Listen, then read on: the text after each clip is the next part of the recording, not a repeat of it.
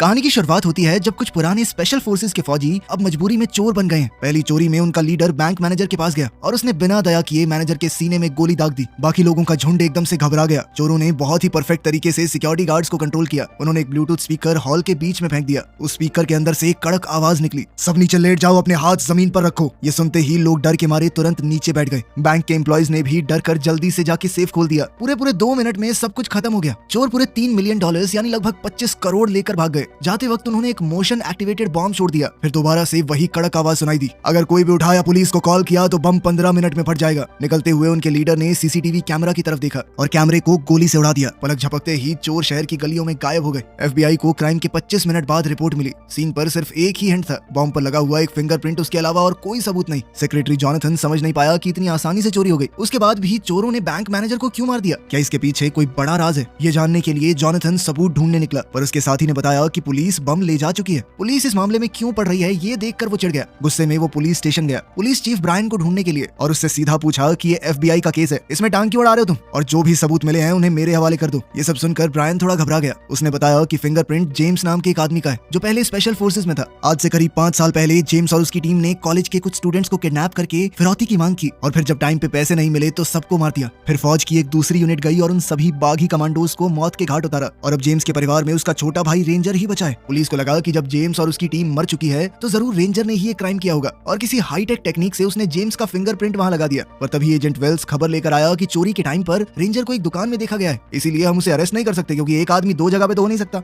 Jonathan समझ गया कि चोर जरूर उन्हें भटकाने की कोशिश कर रहे हैं, क्योंकि जिस तरह ये चोर काम कर रहे हैं वो स्पेशल फोर्सेस के हो ही नहीं सकते, क्योंकि कभी भी स्पेशल फोर्सेस वाले अपना फिंगरप्रिंट छोड़ के तो नहीं जाएंगे। या तो ये बेवकूफ है या हद से ज्यादा चालाक।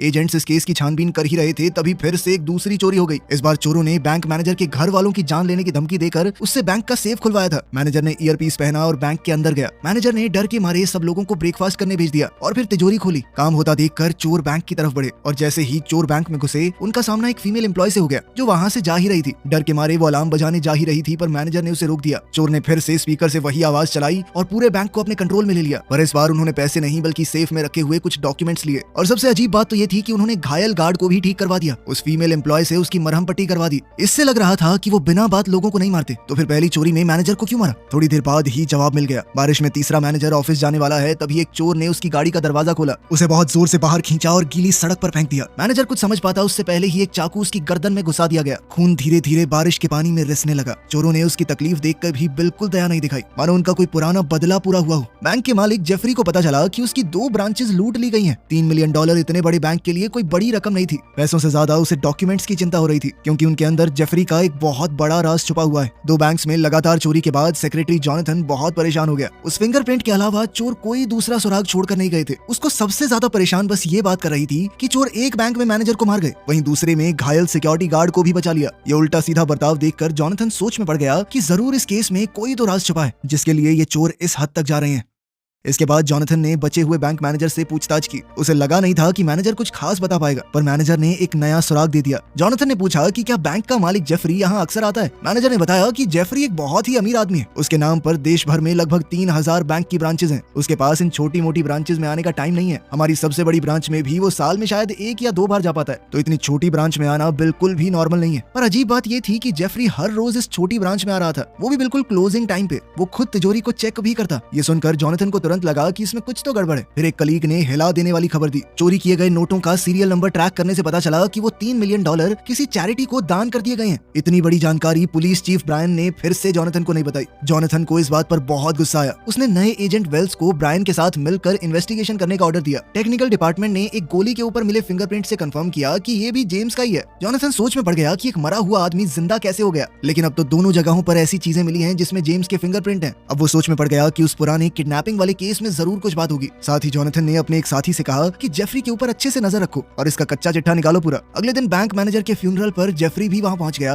और उसके साथ ही उस एरिया का नेता भी। 2 छोटी ब्रांचेस के मैनेजर्स की मौत पर इतने बड़े लोगों का आ जाना बहुत अजीब है। जॉनथन के साथ ही स्टॉकवेल ने ये पूरी बात उसे बताई। इस तरह की चीजें देखकर जॉनथन का शक बढ़ने लगा। वहीं ब्रायन मजबूरी में वेल्स के साथ इन्वेस्टिगेट कर रहा था। उन्हें एक गवाह मिल गया, ज्वेलरी शॉप का सिक्योरिटी गार्ड। उसकी आदत थी कि अगर कुछ गड़बड़ लगे तो वो गाड़ियों का नंबर नोट कर लेता था। उसने चोरों की गाड़ी का नंबर नोट कर लिया था और चेक करने पर पता चला कि ये गाड़ी रेंजर की है। इसके बाद ब्रायन ने तुरंत ऑर्डर दिए कि रेंजर को पकड़ लो। इसी वक्त हेडक्वार्टर्स में जॉनथन को एक अजीब सी फाइल मिली। उसने सोचा कि ये कोई इन्वेस्टिगेशन रिपोर्ट होगी, लेकिन उसके अंदर कुछ फोटोज निकली। ये फोटो उस एरिया के नेता और जेफरी की थी। वो दोनों काफी करीबी दोस्त लग रहे थे। फोटो साफ साफ चोरों ने ही भेजा था। इन सारे सुरागों को जोड़कर जॉनथन ने फैसला किया कि उसे जेफरी से सीधी बात करनी होगी। अगले दिन वो बैंक हेडक्वार्टर्स गया और जेफरी से मिला। उसने जेफरी के मरे हुए छोटे भाई का जिक्र किया, जो कि पुरानी किडनैपिंग का विक्टिम था। उसे ही स्पेशल फोर्सेस की उस टीम ने किडनैप किया था और इस सब में उसकी जान भी चली गई थी। जॉनथन के सवालों पर जेफरी बिल्कुल शांत रहा, कोई रिएक्शन नहीं दिया। और फिर जॉनथन ने एक और सीधा सवाल पूछा, जो डॉक्यूमेंट चोरी हुए उनके अंदर क्या था? ये सुनकर जेफरी का चेहरा लाल हो गया। ये देखते ही जॉनथन समझ गया कि जेफरी का उस छोटी ब्रांच में जाना कोई फॉर्मेलिटी नहीं थी। खैर जेफरी ने गुस्से में सिक्योरिटी बुलाकर जॉनथन को हेडक्वार्टर से बाहर निकलवा दिया। इस वक्त चोरों ने अपना तीसरा ऑपरेशन शुरू कर दिया। इस बार उनका सीधा टारगेट हेडक्वार्टर्स ही है। चोर बहुत तेजी से काम कर रहे हैं। हर आदमी का रोल एकदम साफ है। उन्होंने जल्दी ही बैंक की मेन लॉबी को पार कर लिया। अंदर सिक्योरिटी काफी टाइट है, कस्टमर्स का रश है, पर चोर बिल्कुल सही तालमेल के साथ घुस गए। वो केबल्स का इस्तेमाल करके मेन एरिया में घुसना चाहते थे। उसी वक्त जॉनथन को जेफरी के गार्ड हेडक्वार्टर से बाहर ले जा रहे थे। उसने चोरों को देखते ही जल्दी से सबको नीचे लेट जाने को कहा। लोग पैनिक में चिल्लाने लगे, इधर उधर भागने लगे। चोरों ने मौका देखकर एक सिक्योरिटी गार्ड को पकड़ लिया। तभी जेफरी भी सामने आ गया। FBI की तरफ से तुरंत गोलीबारी शुरू हो गई। एक गोली गलती से सिक्योरिटी गार्ड को लग गई। जॉनथन ने भी फायरिंग करके एक चोर को घायल कर दिया। लग ऐसा रहा था कि वो घायल हुआ चोर मर गया, पर जब एक सिक्योरिटी गार्ड दूसरे चोर से लड़ने लगा, तभी अचानक से मरा हुआ चोर उठ खड़ा हुआ और उसने हमला कर दिया। हालात खराब होते देखकर जॉनथन ने जेफरी को पहले एक सही जगह पहुंचा दिया और फिर वापस चोरों से भिड़ गया। लेकिन इस बार चोर उस पर भारी पड़ रहे थे। घायल सिक्योरिटी गार्ड के साथ जॉनथन ही वहां से बचकर भाग पाया। तब तक चोर अपना काम पूरा कर चुके थे। एक लंबी लड़ाई के बाद जेफरी के पास सिर्फ एक बॉडीगार्ड बचा, वो भी थकान से गिरने वाला था। सबसे हैरानी की बात ये थी कि सामने खड़े चोर ने बॉडीगार्ड के ऊपर हमला नहीं किया। शुरू से लेकर आखिर तक उनका एक ही टारगेट था, जेफरी। चोर ने तुरंत बॉडीगार्ड को अपना हथियार नीचे करने को कहा, लेकिन तभी उसके एक साथी ने वहां आकर बॉडीगार्ड के माथे में गोली दाग दी। लीडर उस पर चिल्लाया कि क्या कर रहा है तू, पर इतने में जॉनथन ने अचानक हमला करके उस कातिल चोर को मार डाला और लीडर को बंदी बना लिया। ये देखकर चोरों में से एक ने तुरंत एक फीमेल एम्प्लॉय को पकड़ लिया ताकि इस औरत के बदले वो अपने दोस्त को छुड़वा सके। बाद में दोनों तरफ बातचीत हुई और एक्सचेंज का फैसला हो गया। जॉनथन को पता है कि अगर उसने चोर को छोड़ दिया तो शायद वो खुद जिंदा नहीं बचेगा, लेकिन हैरानी की बात ये थी कि चोर ने अपना वादा निभाया। उसने जॉनथन को छोड़ दिया और अपने साथियों से कहा कि गोली मत चलाना। फिर सारे चोर बहुत जल्दी वहां से निकल गए। FBI ने पूरे क्राइम सीन को पूरी तरह सील कर दिया और मरे हुए चोर के शरीर से कोई सुराग ढूंढने की कोशिश की, लेकिन उन्हें कुछ भी नहीं मिला। बाद में टेक्निकल टीम ने बॉडी चेक की तो पता चला कि फिंगरप्रिंट्स तो मिटे हुए हैं और उस आदमी के सारे दांत तक निकाल दिए गए थे ताकि उसकी पहचान कभी ना हो सके। ये चोर बहुत सटीक तरीके से काम करते थे। ये देखकर अब एजेंट्स को भी लग रहा था कि शायद ये लोग पुराने स्पेशल फोर्सेस के ही बंदे हैं। इसी दौरान ब्रायन को एक कॉल आया। उसके ऑफिसर ने बताया कि रेंजर मिल गया है। ब्रायन और वेल्स तुरंत उस जगह पहुंच गए, लेकिन कमरे के अंदर उन्हें सिर्फ रेंजर की भाभी मार्था मिली। उसने बताया कि जेम्स की मौत के बाद जब भी रेंजर मिलने आता है वो उसके घर कुछ पैसे देकर जाता है ताकि बच्चों का गुजारा हो सके। ब्रायन को लगा कि यहाँ से कुछ नहीं मिलेगा। तभी उसे एक और रिपोर्ट मिली कि रेंजर एक पुराने घर में देखा गया है, शायद वहीं पे बाकी चोर भी छुपे हों। लेकिन ब्रायन ने ये बात वेल्स को नहीं बताई। पता चला कि ब्रायन की पत्नी बहुत लंबे समय से कैंसर से लड़ रही है और ब्रायन की छोटी सी सैलरी में उसका इलाज होना मुमकिन नहीं। अपनी पत्नी का दर्द याद करके ब्रायन और मजबूर हो गया और उसने एक बड़ा फैसला लिया।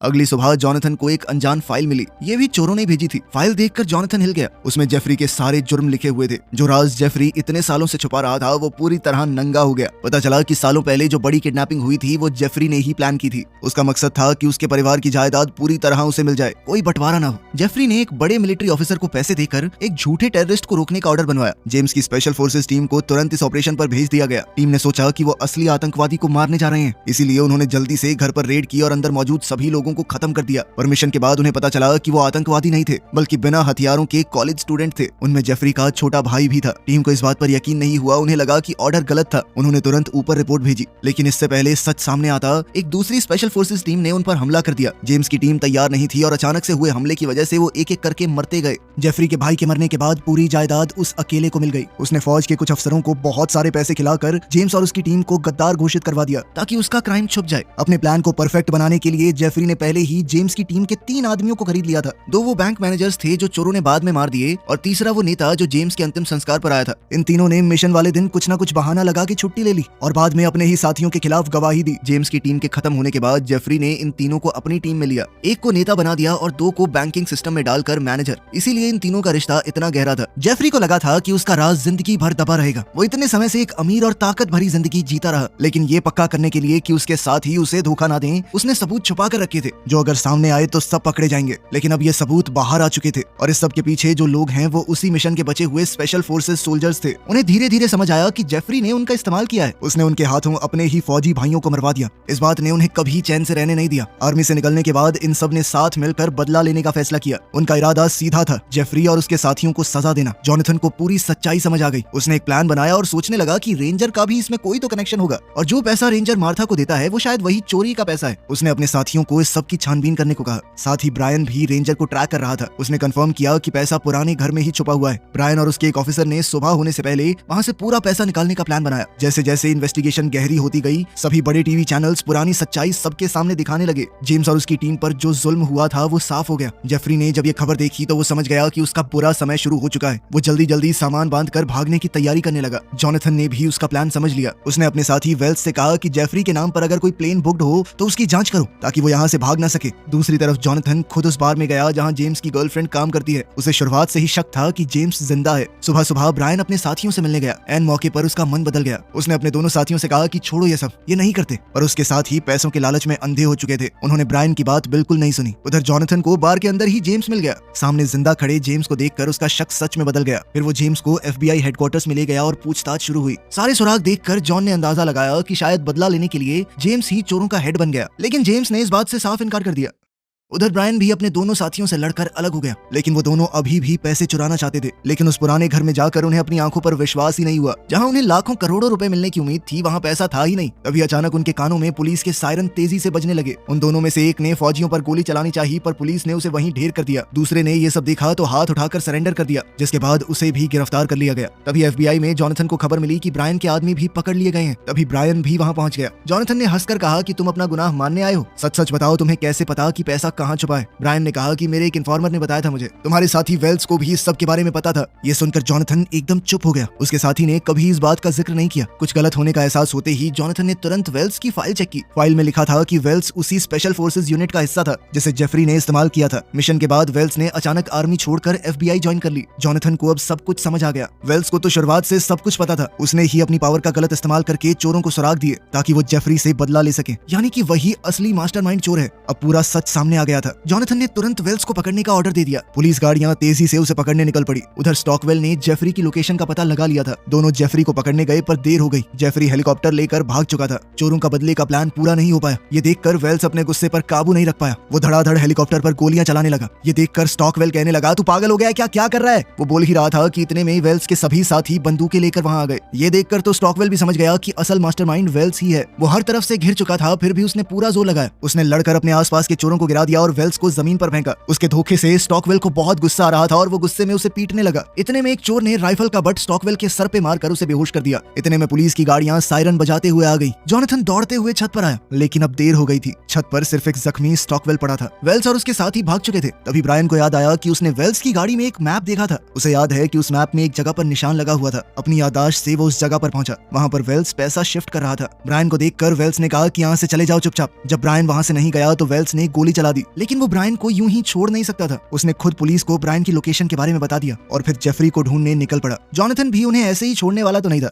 कुछ महीने बाद उन्हें मेक्सिको में जेफरी का पता लग गया। जॉनथन को यकीन था कि वेल्स भी यहीं होगा। वो अकेला ही उसे ढूंढने निकल पड़ा। जब दोनों दोबारा मिले तो जॉनथन की आंखों में वेल्स के लिए दया, गुस्सा, दर्द सब कुछ मिला हुआ था। वेल्स ने जॉनथन को बताया कि इतने सालों से हम अंदर ही अंदर मर रहे थे। उस मिशन वाले वक्त मुझे लगा था कि कुछ तो गड़बड़ है, लेकिन एक फौजी को अपना दिमाग बंद करके सीधा ऑर्डर्स फॉलो करने पड़ते हैं, यही हमारा फर्ज है। लेकिन उस दिन की हुई गलती ने मुझे कभी चैन से सोने तक नहीं दिया। जब उनका मिशन आगे बढ़ा तो वेल्स के दिल का डर और ज्यादा बढ़ गया। आखिर में सिर्फ जेम्स जिंदा बचा था। जेम्स की आंखों में डर देखकर वेल्स को पूरी तरह यकीन हो गया कि उसका शक बिल्कुल सही था। उन सबको ऊपर वाले लोगों ने इस्तेमाल किया था। सच जानने के बाद वेल्स और उसके साथियों ने जेम्स की लाश उठाने का नाटक किया और कम से कम उसे बचा लिया। लेकिन बेचारे जेम्स के पास जिंदा रहकर भी बचा क्या? वो अपनी पहचान तक खो बैठा। जो आदमी अपने देश के लिए जान देने को तैयार था, वो अब अपनी जिंदगी अपने ही देश में छुप कर गुजार रहा है, जबकि वेल्स और उसके साथी अपने ही दोस्तों को मारने के दर्द के साथ जी रहे थे। ये पूरी दर्दनाक कहानी रचने वाला जेफरी ही था, इसीलिए उन्होंने बदला लेने का फैसला किया। इस पर जॉनथन ने उससे पूछा कि उन बेगुनाह लोगों का क्या जो इस सब में बिना वजह मारे गए।